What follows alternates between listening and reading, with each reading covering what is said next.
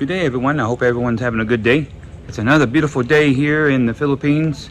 Right now it's about 11 o'clock in the morning, and the sun is almost directly above us. And it's during the cooler part of the year. It's not really winter here. We have two seasons here: wet and warm, hot. So right now, I think it's maybe around 32 degrees Celsius. So maybe in the high 80s, low 90s. But I'll put it on the screen. I'll check and let you know what the temperature is right now. About 11 o'clock in the day. The topic I want to talk about today is something I've highlighted on before. I want to get into specifics as far as anybody else's, but from my viewpoint, from something that shaped me and changed me, gave me a different perspective on life, because I got a high school education, got my diploma, and I graduated when I was 18 years old, and I started working when I was 14, working and doing lawns and things like that, just to make a little bit of money on the side while I went to school, and just to give me some spending money. And by the time I was 15, I went to work for a grocery store. I was a bagger, bagging up groceries and taking them out to people's cars. And then when I got 16, I started doing some construction on the side, especially during the summer months, and helping out some different friends doing this and that, some odd jobs. You couldn't really work for any major companies because you had to be 18 years of age. But I did work for a few friends and a few odd end jobs on my own, and made a little bit of income. Not a lot, not to really write home about, but I was able to buy a car and put insurance on it, and provide some basic needs. But when I was 18, my sister and my oldest brother and my oldest sister, were already working back in Georgia, northwest Georgia, near Ringgold and Dalton. We're working for a yarn mill, and it was just north of Dalton. And if anybody knows anything about Dalton, it is like the biggest carpet industry in the world, or nearabouts. World Carpet was there, and some of the other industries, big line businesses. But we worked for a company that made yarn, and so I only worked there for a couple months. My sister, she was there for maybe 8-9 years. My brother, he was there for maybe, I don't know, maybe 12 to 15 years. So they really put in their time. For me, they wasn't really making all that kind of money to write home about. I know my sister, she was making 8, and my brother maybe around $11 an hour, or $11 an hour, something like that. But he was a little bit more specialized. He was working on machines. He worked from the ground up, got into machinery and doing mechanic work, and started making money doing machine maintenance and so forth. So he was making a little bit more money. But I mean, maybe back in the 80s, late 80s, $10-11 was okay money. But I wasn't making that kind of money by no means. I was really making pretty low wages. Back at that time period, when I first started working, it was $2.65 an hour for, not at this company, I'm not saying this company, but I'm just saying the minimum wage was $2.65 at that time when I started working. And then shortly thereafter, it jumped to $3.15 an hour. And so by the time you factored in gas and all that stuff, gas at that time was about, in my area, was about 76 to 78 cents a gallon. And I remember when gas was in the 30s and 40s, and when I was a significant age, it was about 58, 59. But I never thought gas would get over $1, right? And when I became a nurse, it was right around $1. I think the highest at that time when I became a nurse was like $1.09 in my area. And then when it hit $1.25, I'm like, oh man, these people are crazy, out of their mind. But anyway, I digress. Let's back up a little bit. Just want to talk about what shaped me. The 12 years I was in school, in public school. You know, outside of working on cars, I mean, I took a shop class, did some computer classes, and you know, back then we had Commodore and Tandy computers, so nothing really to write home about, and certainly nothing really to learn. I mean, I learned DOS, I learned to program, but by the time I got up 18, 19 years old, that language was gone. It was obsolete. Windows had come out, and so everything I learned in school was useless. And even my secular education from first grade to my graduation in 12th grade really didn't learn anything valuable. Yeah, we talked about history. I learned to read and write, but I knew that already. By the time I was 4 years old, I was reading. Before I even started school, I was reading. And to talk about the English language, I learned more with the English language in college and the last 20 years of life than I did all the years I was in secular school. It really didn't teach me a whole lot that I couldn't have learned already in college, because I had to take English 101, which was an introductory course of English when I went to college. And then I went 102 and went all the way up and took literature, and I mean, I got my degree, and I minored in English. I learned a lot during that time period, but you know, the thing about it is, all that stuff I learned throughout my secular education didn't earn me a dollar, has not paid me at all, and the biggest emphasis on school when I was there was on sports. And anybody who knows me knows I'm not into sports. I really don't care about sports. Never have. I like playing games, but the sport industry is too competitive. Every time I turn around, somebody was getting hurt. You know, a lot of my friends, even now, they're my age. They've already had hip replacements. They got mental problems because of being concussed too many times. They're suffering from arthritis and everything because of being injured too many times. And the few times that I played sports during PE, you know, I intercepted a football one time, and I was taller than the receiver. So I jumped up and I tucked the football into my armpit, right? And I brought it down. And the receiver, for the opposite team who was trying to catch the ball, I intercepted it. And I came down, and when I came down, my elbow hit his nose. And it caused a compound fracture. The bones started jutting out, blood went everywhere. And I really felt sorry for the kid. I really did. It's horrible. He came to school for the next few weeks with a black eye, and I mean, he had to have it fixed. I mean, it was just horrible. And that was during PE. We weren't playing, you know, with any protective gear. It was just touch football. No tackling involved. It was just touch. But it was just one of those freak accidents. And other time, I mean, I got hit in the head with a baseball because during PE, and got hit in the groin. And I mean, and a few times I went to a sports event. The pitcher or whoever it was, it would always anger the other teammate, and they would come out of the dugout, or other team members would get so mad because they got injured, and this brawl would happen. And it just certainly was not an environment for me. I did not like that atmosphere.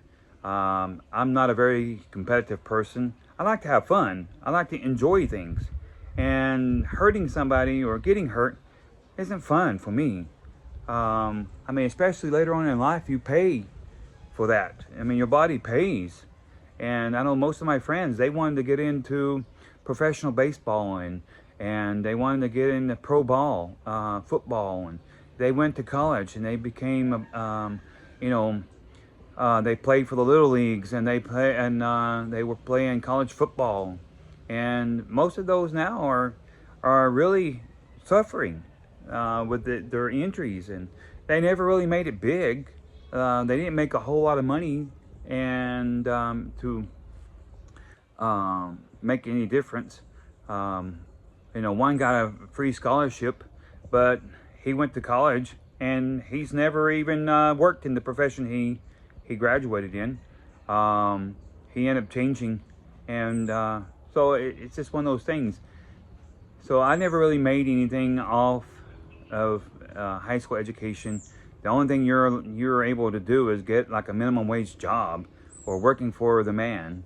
But I have some friends who never got a high school education. They only graduated the 6th grade or 9th grade, and they started successful businesses, and now they have a lot of money. They make good money, and so which is all good and fine, and it's nothing negative for me. But I got tired of working minimum wage, and starting every time I got a new job, I started at the bottom. I had to work my way up, and so I finally became a nurse, and my pay just started increasing as I aged. And it's not a bad lifestyle, but it's very stressful. You're dealing with people's sickness and their bad times of their life, and I mean, it was an okay career. I enjoyed it, but it became my focus. I was focused on working. I was focused on making money and saving up for retirement. That was my plan, and to get the things that I thought would contribute to my overall success in life and happiness. But I soon learned that you can prepare, you can save all you want in life. And I had a wake-up call one day. I was working at the hospital, and there's this older gentleman. He was like 67, 68 years old. He had just retired a couple years. I think he retired at 65. His wife had just retired when he was 67. So I mean, she was just fresh into retirement, and she got sick. No, he got sick. Sorry, he got sick, and he got cancer. And so he had to pay a lot. Even with Medicare and stuff, he still had to pay a lot out of pocket, and he had to be put in because of the surgeries that he had, and because of his illnesses, and he had other problems that went on as well. And because of that, he was placed in a long-term care facility.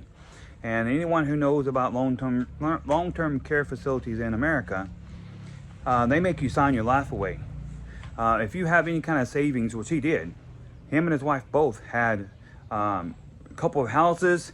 They had a lot of savings, and he has spent, I don't know, overall maybe 8 months to a year in and out of long-term care.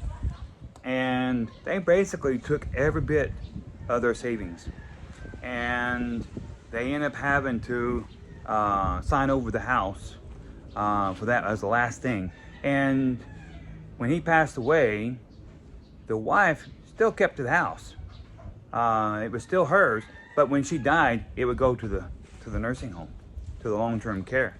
And so, I mean, for what? He worked all this hard for their retirement, and all that money was taken away.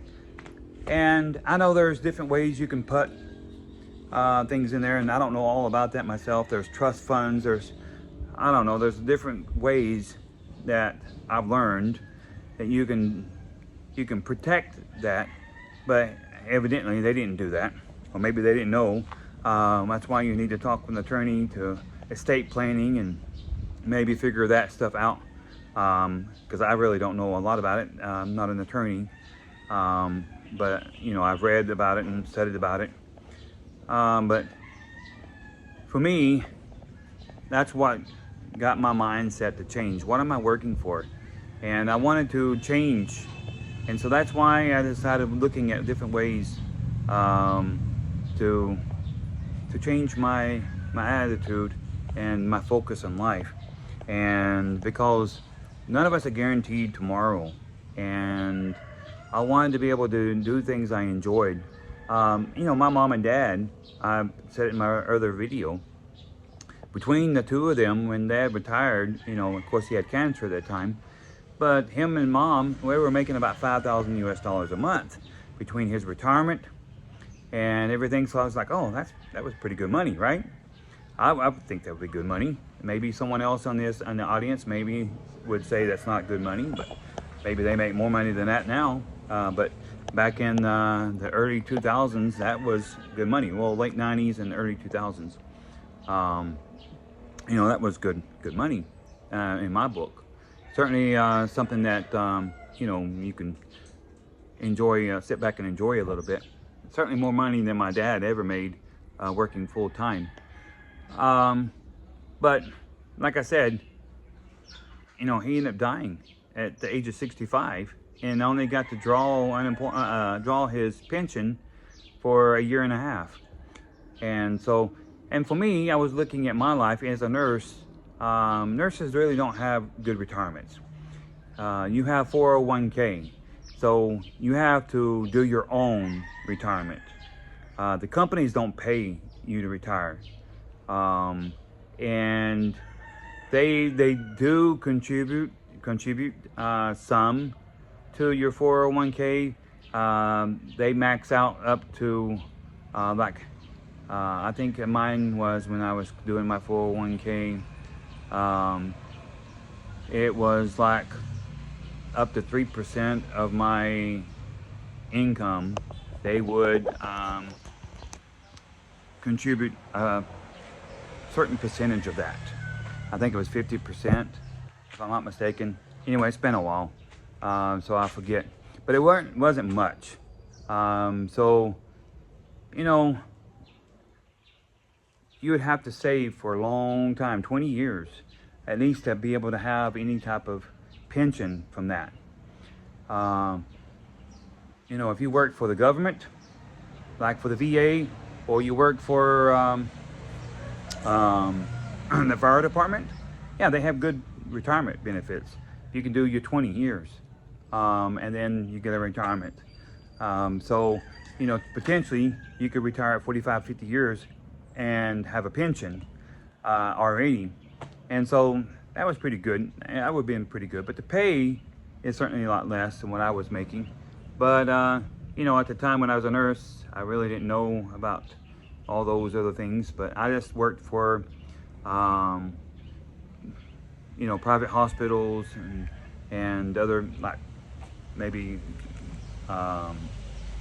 public hospitals, but it was more like a non-profit type hospitals, and you know, they really didn't contribute to my retirement. So I want to talk about a little bit now. I know this is getting to be a lengthy video, but I do want to just share a little bit. If you're interested in retiring early, and you want to refocus your life, why would you consider going to another country? Well, for one, in America, there's no way that you can live in America for very cheap. Most people that I know who are retired now, their income is $1,500 to $1,600 a month, and then you got to factor in, you got to pay for Medicare Part B, and then you got to pay for medicine and all this kind of stuff, and it knocks your monthly allowance down. Most of my friends that I know who are retired now, and they're in their 60s and 70s, you know, they don't have much of an income. If they're husband and wife, they can pull their income together and they get a little bit of an income coming in. But there again, $900 to $1,000 a month isn't a lot of money to live on, especially when you factor in car insurance, electricity, and food, and if you want to travel or do anything, you really don't have it. It's very hard. So that's why I wanted to talk about why would you want to consider coming to another country. Well, here I mentioned before, now it all depends on how you want to live and where you want to live. If you're a big city type person, you know, there's another Texas Filipino made a video today and I was watching it, and he had built his own little bubble, per se, and he lives over in Iloilo, and that's okay, it's fine, and he loves the convenience of being real close to. He can take a taxi ride to anything, and he loves the big city life. For me, that's not my take. I've been to Manila. I've been to Manila a lot. I've been to New York City, and LA, and Miami, Florida, and I lived in those areas as a nurse for several weeks. And I tell you what, it's not something that I wanted to stay in. I don't care for the big cities. Too noisy, too many people, too much violence, and you anger the wrong person, and they just come up and shoot you, and you get pickpocketed. I know every time I went to New York, there's always somebody screaming they got pickpocketed. Their stuff was gone and missing, and I got bumped in quite a bit. But I was street savvy, so I never carried my money in my pocket. Never carried anything where I can get pickpocketed. And if someone was to try to do an armed robbery, I had enough cash that they could just make off and run, just escape money, basically. And I always had it in mind, if they wanted something like my wallet or whatever, I would just take and throw it, and I would run the opposite direction. That was always my plan. And I always made sure I wasn't in an alley. I always made sure that I had plenty of people around me, and I always went with friends whenever I went anywhere. I never went alone, because safety is in numbers, right? So, and that's even when I was in Manila and everything else. So you have to be street savvy.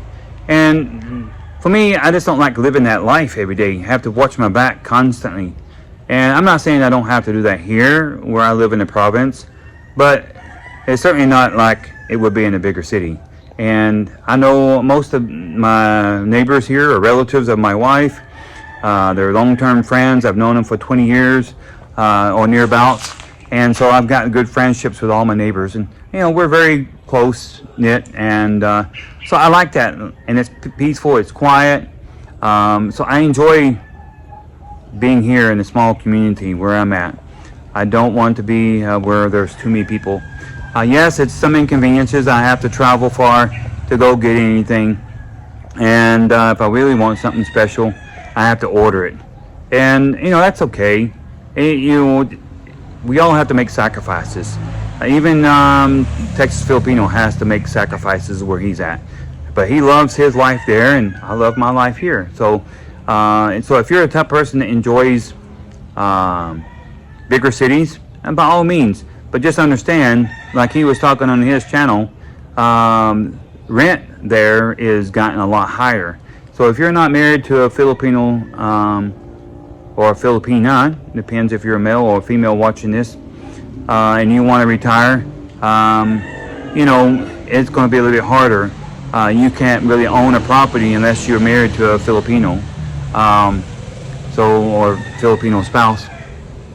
And but you can rent, you can lease a place here. But there again, most people I know who are retired, single, or even married, they come here to live, and they rent a nice house, and they every couple years or whatever they change and move around, and but that's their life, and that's what they enjoy doing. There's a couple that their child 8 miles from home. I'll try to post a picture up here on these channels I'm talking about, and at least you can see who they are.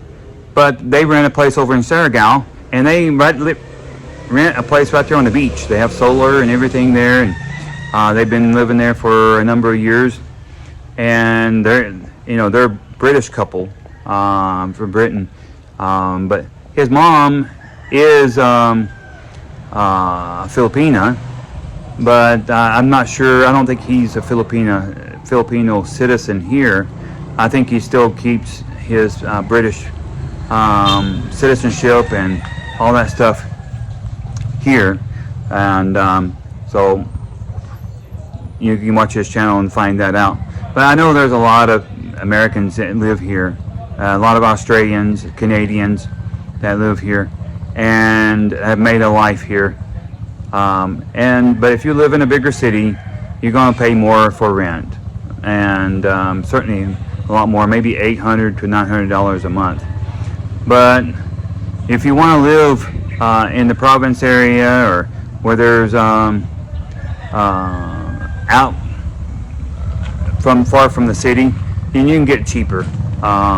You know, you can get down to $250, $300 a month. And like I said, I've seen a few houses that are on the beach, even condos, apartments, and so forth, that are on the beach, that are nice and not expensive. I've watched quite a few people on their channels, and they discuss about how much they pay for rent. And then I look on Facebook Marketplace here, and I see the rent that people are asking for, and you know, it's pretty reasonable. So you can find good deals. It depends on where you're looking at and what area you want to move into. But I like the province life here, and so. But if you want to retire at a place and you want to retire early, then you can liquidate your assets there in America, at least some of them. And even if you have a small business in America, you know, you can support yourself here very well. And like I said the other day, it would be easy for a person to live on $400 or $500 a month here. You know, if you have around $1,000 a month, I mean, you can live very lucratively here in this country. So it all depends there again what you're looking for and where you want to live. But you don't have to look at the Philippines even. There's other countries there nearby. There's JMP and Amelia. I can put a link to their channel. They talk about living as an expat, and they live over in Ecuador. And right now they're traveling the world. I think they're over in Belgium now. And so I think it's Belgium or some country over in Europe. I forget. I don't watch their channel all the time, but just every once in a while. But they have good information and good videos. I like watching some of it, and it gives you some ideas and some food for thought if you're living in a different areas of the world. They even talk about how much it is to live in those countries and what you can do and how you can make a living living in those countries. So it's, you know, an interesting channel to watch. But I know this is getting a long video here, so I'll end this discussion here. But if you want to know more about being able to retire, and continue watching our channel, because I will talk on that and how we were able to do it, and in our future videos. So, but anyway, thank you for watching. If you haven't already subscribed, please consider doing so. Like this video, because that will push this channel up in the algorithms, and tell Google and Facebook, YouTube, that something's to this channel. And also, please share it. I know I keep emphasizing that, and I can't emphasize it enough, but it is free, and this really will help us a lot, and I enjoy that. I mean, there would be no way that YouTube could totally support me here in this country. I understand that, but you know, every little bit helps, right? And so that's what I like to do, and also I like to inspire others to make changes in their life, maybe learn something from my mistakes, and then maybe have a little bit better outcome. And so they wanted to share that. So sharing that content will certainly help build the value of my channel. And so certainly leave a comment, leave a question if you want. And I appreciate everyone watching. And just remember, one of my famous quotes: life is short, so make the best of it.